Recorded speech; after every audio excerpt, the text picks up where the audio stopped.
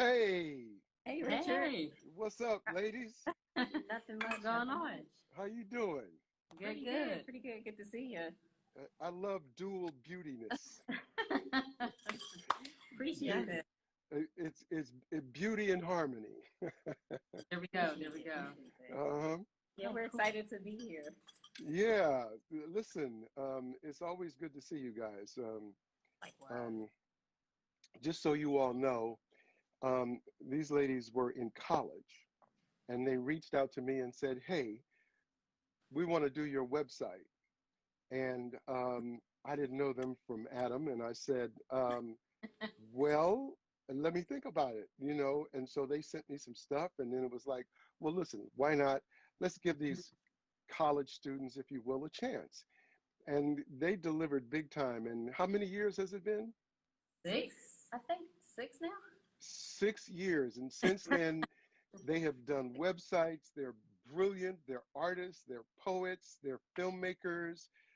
They are just a creative force. And I'm so happy that I have made the decision to start working with them because it's paid off like spades. So how you And guys doing? pretty good. And I just have to say that we've been, extremely grateful for that opportunity. Right. Since day one, it's been magical. So we're, still appreciative of that, just that interaction, and you even responded to us. So thank you. Yes, indeed. So why don't we share with our audience what we are doing? Yes. Um, what is I've Got the Mic? So, I Got the Mic, Poetic Experience, is a virtual talent show where we highlight wordsmiths, poets, rappers, monologue, pretty much just celebrating the world of literature, Right. which is really, important to us. And I know, Richard, you as well, just looking at the different wordsmiths and celebrating that as a whole. Also celebrating the evolution of African culture and the influence, worldwide on arts and culture around the globe. So I Got the Mic, it's presented by WACO Theater Center in association with E11 Entertainment and Richard Lawson Studios. Yeah, to add to that, I think there's a lot of people who write a lot of material from monologues to scripts, even rap lyrics. And so just kind of getting back into that and taking a deeper dive into literature as a whole. We have a lot of greats that came before us. And so just being able to carry that torch and keep it going for the next generation. Right, exactly. Um, when I became familiar with you guys and as the areas and the dynamics continued to grow and I knew more and I learned that you guys were not only technical wizards and geniuses that you were filmmakers and other things and then a poet as a poet, and it was like, and I heard what you first did. I thought it was like really amazing, and it expanded my mind in terms of what is possible. um, at the same time, we mentor like 90 kids, Right. and one of them, is an amazing poet. Yes. Yes. Um, and she started when she was like 12, I believe, and she's grown into this really amazing artist all the way around. She's a filmmaker now because she took our film program, and then we encouraged her to write, and then she became a poet, and now she's and so that started for me the impetus to create a platform where poets can have a place to share their voice, and Right. then it continued to expand because as an artist, I'm an actor and I Yes. deal with words. Hmm. I'm a writer. I deal with words. I read books. I deal with words. um, um, Words are important. And so the idea of us putting on a platform that has expanded from poets Yeah. uh, to artists, I mean, to writers, to novelists, to wordsmith, to songs. Right. Uh, Smokey Robinson is one of the greatest poets of all time, and most of his stuff that you hear in song, but he writes poetry as well. So to take a Hmm. look at literature and our history, and we've had an oral history. Things have been written down or passed on through memory, Right, that right. words are important to us. And so that is one of the reasons why I wanted to create this platform for us. And I just have to, shout out Nari, Frances, and Richard, just seeing her do poetry at such a young age. I know she's going to be an inspiration for many, and just to mention, she's also a youth talent producer on the show, which is big because a lot of times we'll plan things for youth and not include them in the process. So it's really cool that we have her on board on the team. And to add to that, looking at Nare, I remember, being her age, and I would never share my poetry. It was something that we would keep hidden, but it was how I would express myself, or ourselves. We were very quiet back then, and I would never perform it. So to see her, share her art, I think it's important to encourage you to do that, because there's other things we could be doing when we want to express ourselves with a lot that's going on in society right now. And so she's able to put that to pen and paper and express herself in that way. So I think, that's another message of, to artists and creatives during this time of the pandemic, police brutality, use your arts to deliver strong and powerful messages. So. Absolutely, absolutely. And the interesting thing is that WACO Theater is really a brick and mortar building. It's a theater, 100-seat theater where people can come and have come over the last 4 years and have seen some amazing productions, from plays to solo performances, to dance recitals, to music performances, to symphonies, readings,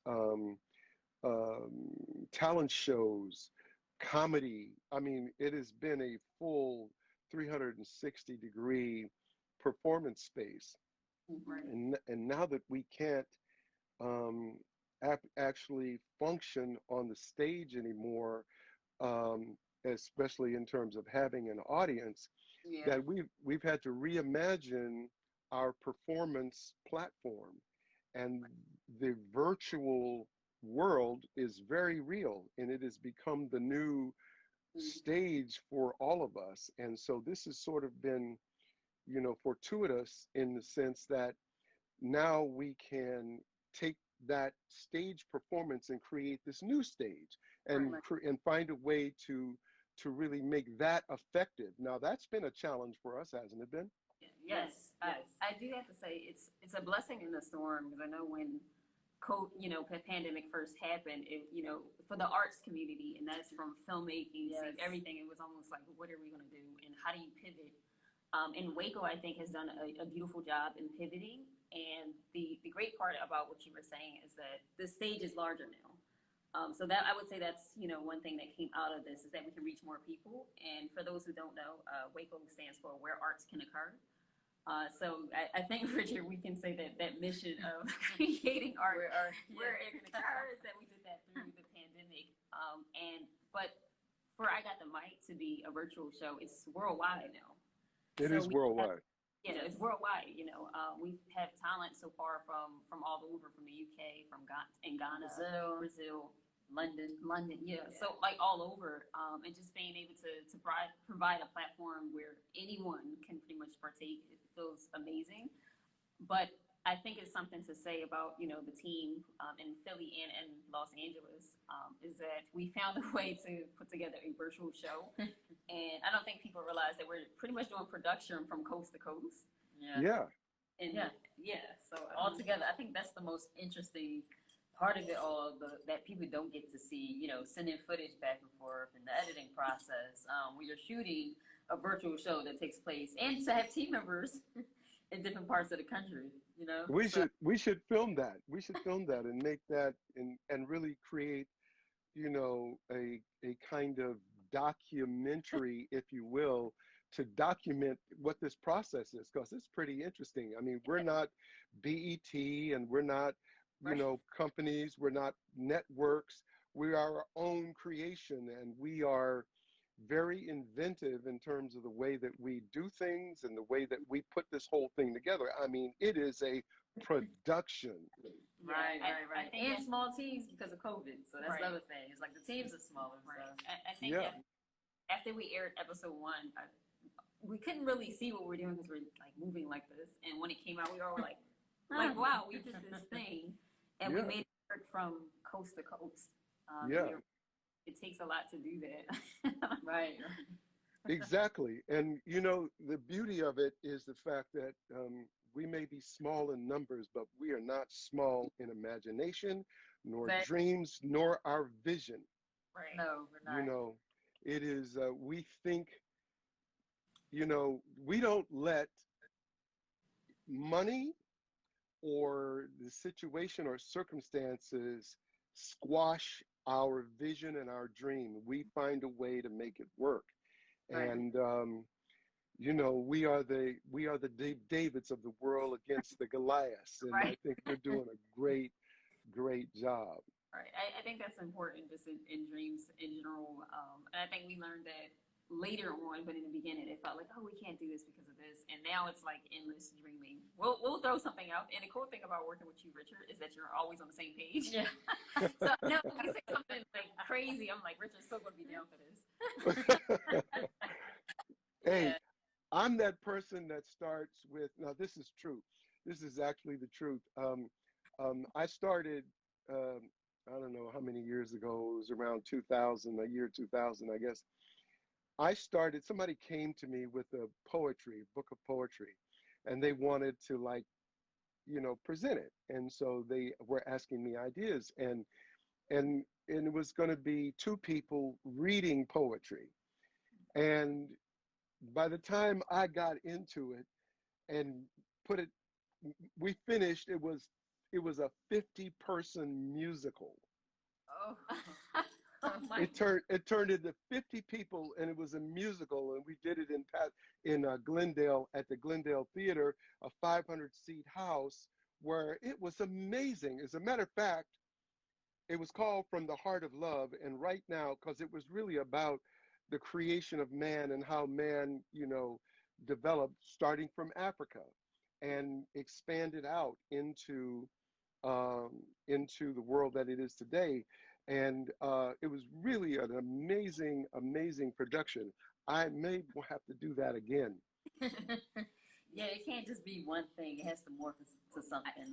I got the mic started that way. Yeah. I think we just wanted to do a simple come on, do poetry, and now it's like a full-blown production. And I think everything we touch turns out that way, where sometimes, like, we did a 12 short film project, and like by film 5 we were like, why didn't we just do like 4? Why did we go into 12? But I think when it's innate and you're artistic in that way, that it always grows to something else. Yeah, you know, it's one of the things that I relate to my my bonus daughter, who's probably one of the most creative people in the world, Beyonce. If you go to her shows, you look at her mind and you say, because you look at the creation, what she's created, and she creates like the 9th or 10th wonder of the world. It is so all encompassing and so big, and what an experience it is, you know. And the kind of mind that she has in order to be able to think that big and be a part of every single detail all the way to the end, to realize her dreams. And she will not let anyone talk her down off of it. You know what I mean? And it's a testament to your belief in yourself and your vision and the will to never let anyone suppress your ideas. Right.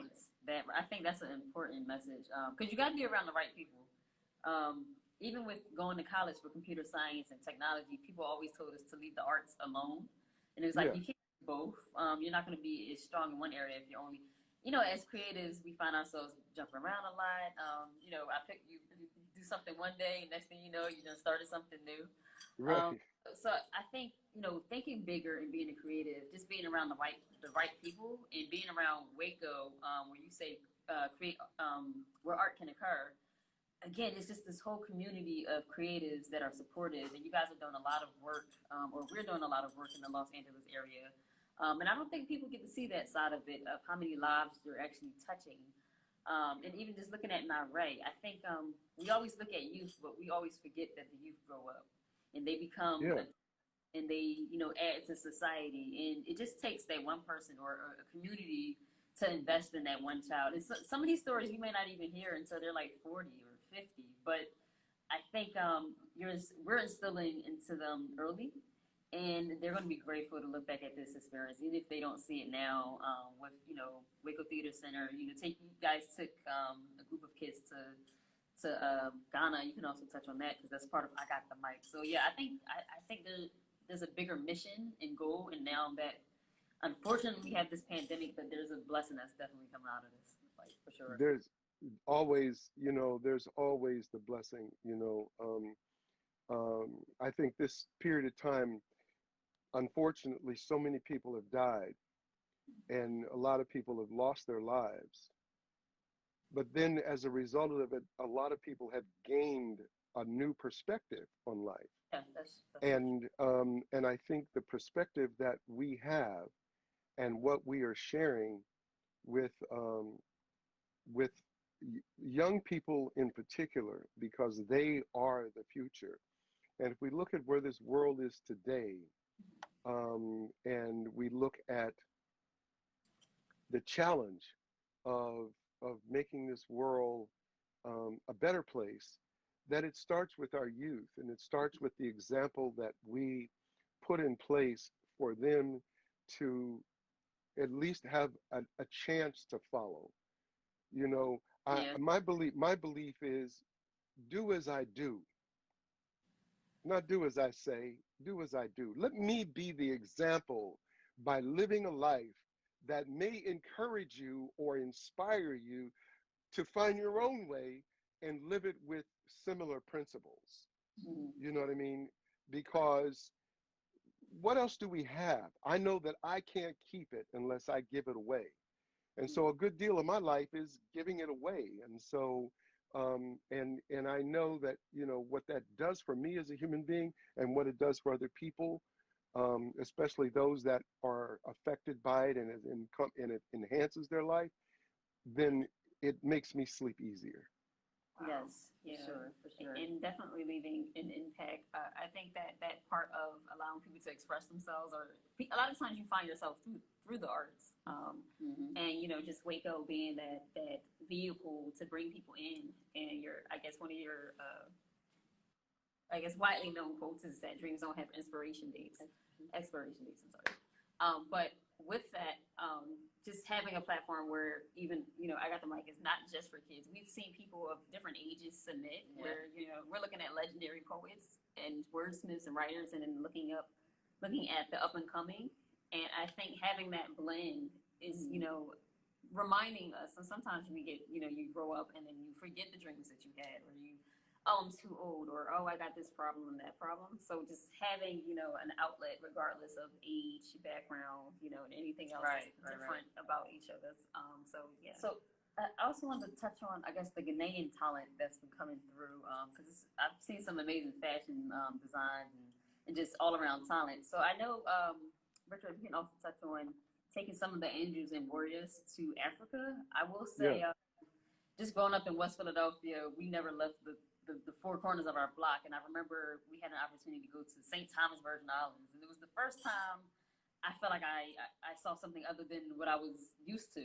And Right. honestly, my perspective on life I think we were 14 at the time. Mm-hmm. So I can only imagine going to Africa, you know, at such a young age.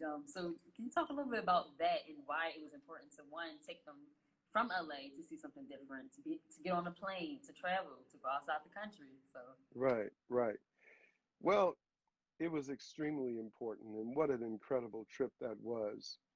Um, Shea Moisture um, sponsored a trip for 10 kids to be taken to Africa for the year of the return.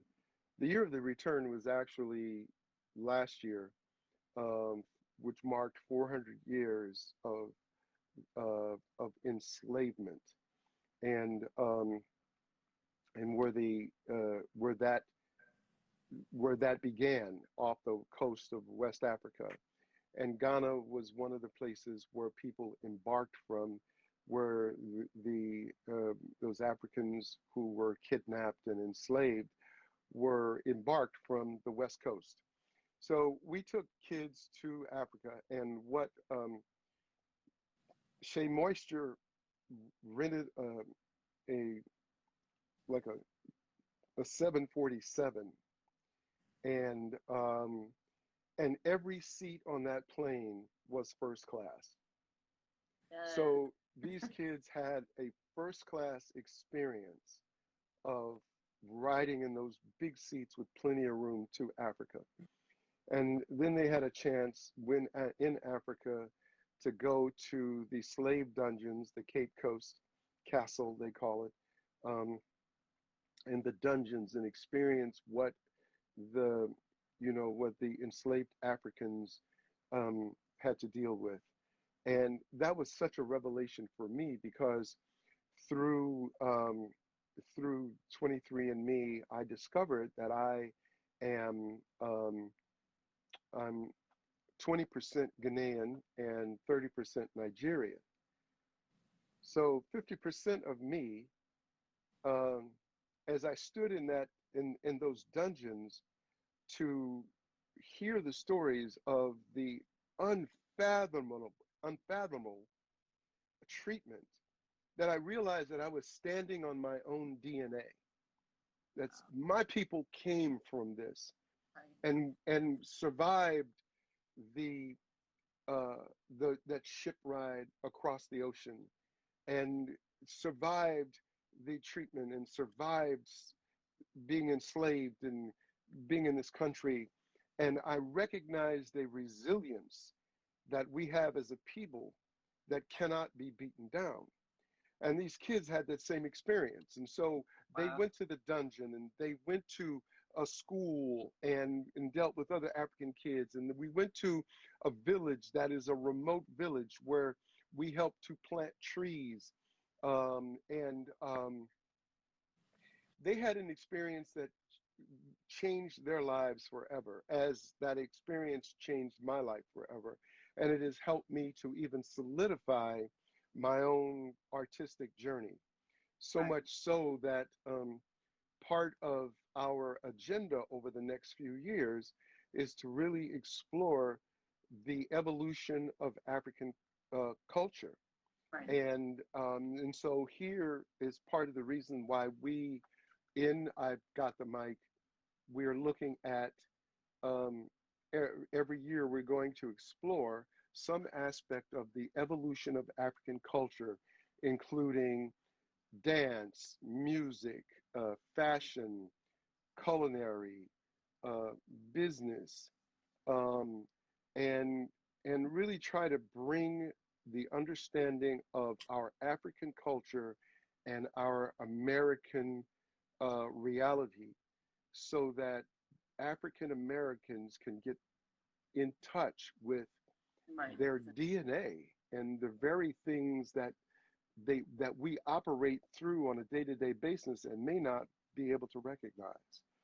So that experience changed their life, but it certainly changed mine.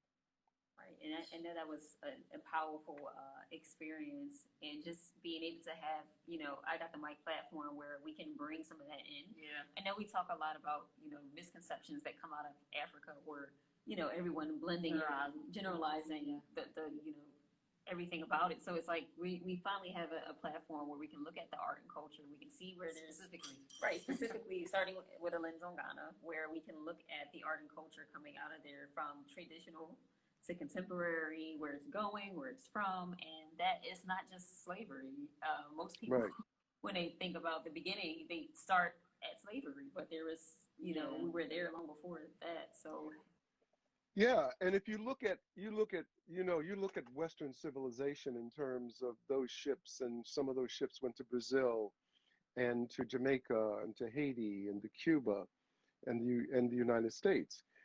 And one of the things that is rarely looked at is that the migration of Africans through the Middle East and through India and Japan and China, Mm. that that African culture had an influence on the world, basically.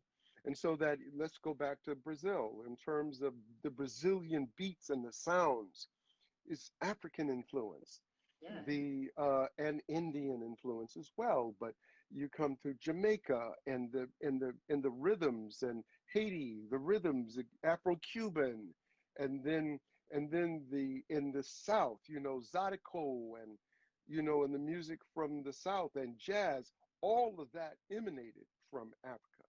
And so therefore, as we explore this, it's going to be entertaining, but it's also educational Right. and informative and hopefully inspirational, empowering, so that people can reestablish or connect for the first time with some aspect of their heritage. So we have all of that, and I got the mic. So I guess, you know, as we're talking about the things that are in the show, Lou, can you touch on, when is the show airing? How can people see it? Oh yeah, definitely. So You like what I did there? Yeah, Right? I know. You put that on me. You see how she do me, right, Richard? I always mess up the dates. No, Y'all see, you know what? You guys need to do a stand-up. Because I swear, I've never seen twins do stand-up together, but y'all are hysterical. see, that's Richard thinking outside the box. I never seen. I've never seen that either. I'm gonna help you put that together. I'm gonna work with you guys. I have a comedy class at RLS, and we've been producing some incredible comics. I think we have a comedy show coming up, and if Nia is on here still, I want her to invite you to the comedy show so you can see people just like yourselves who don't think they're funny, but they get in this class and they develop their own humor. They're not telling jokes, they're developing their own humor, and now they're out in the world doing stand-up at clubs. That's crazy. It's funny that you say that because I think this year was a lot of firsts for us. Even on I Got the Mic, we never hosted before. I never even read a teleprompter, and sometimes I get like, what did I just get myself into? Because I'm usually behind the camera. Yeah. I'm like usually in a corner and cut somewhere, so you never know. Yeah, yeah. You guys see, it's interesting. The dynamic between the two of you is very interesting. It's trying to get away from the twin thing. Even the color, my shirt is actually slightly different from hers. She told me I had to change. I was like, Eli, you can't wear this. She, I was like we don't dress alike. She was like, well, on Instagram, the top part is all you're going to see. So it's going to look like we have on the same shirt. it does look like you have on the same shirt because I don't see the bottom. And I said, oh, they did that same thing today. I just refuse to change. She always makes me change, and I'm like, not and I only have like one color of this, or maybe two shirts that's in this color. So what's the chances I barely wear yellow. Hey, look, whatever you guys wear, you're gonna make it look good anyway. So There we go. But I Got the Mic. Episode 2 comes out next Wednesday the 28th. That's 5 p.m. PDT and 8 p.m. Eastern. I got to get my time zones together. But yeah, that's episode 2, and we have a packed show.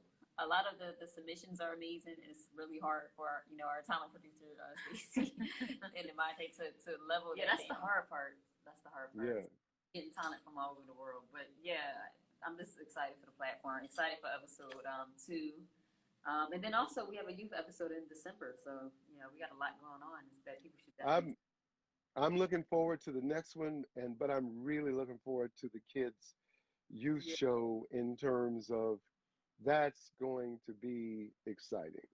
Yeah. To see all the talented young people that we bring on the show. It's going to be really amazing. Yeah, the Ages and Warriors. So, yeah.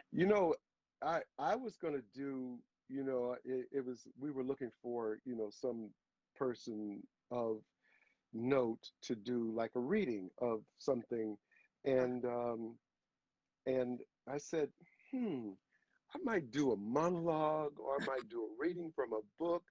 I might jump in there myself and do Yes, one of those. So I'm don't be for it. don't Look, you don't be rejected one episode, so I'm for it. You can do the monologue, whatever you want to do. I'll be here to support. So if you want okay. to embrace the virtual, I got the mic, please. I got you. I won't let you down. I won't let you down. Appreciate it. Good to know. Good to know. So again, I got the mic. It's Instagram page. We will be hosting auditions soon for the youth episode. So yeah, just as long as people are interested, we're gonna keep pumping out that content. So. Exactly. Wonderful. Anything else we need to cover? As creatives, we can be here for 48 hours plus. So I'm like, it's over already. I know it wasn't long enough, but yeah. So I think we covered everything. I think we're good. I think we're good. Okay. That All right. Well, I'm looking forward to it, and I hope our friends around the country will tell their friends. If you guys let your friends know, if you get a flyer from us or any kind of like content, share it, post it, help us to build this audience, and on a global basis, because this is for everybody all over the world. So I just want to say thank you guys. I'm always pleased any opportunity that I have a chance to kind of like kick it with you on an artistic front. I look forward to it. And you all have a beautiful, beautiful day in Philly. Same, Richard. All right. Okay. Bye, everyone. All right. All right. Bye-bye. All right.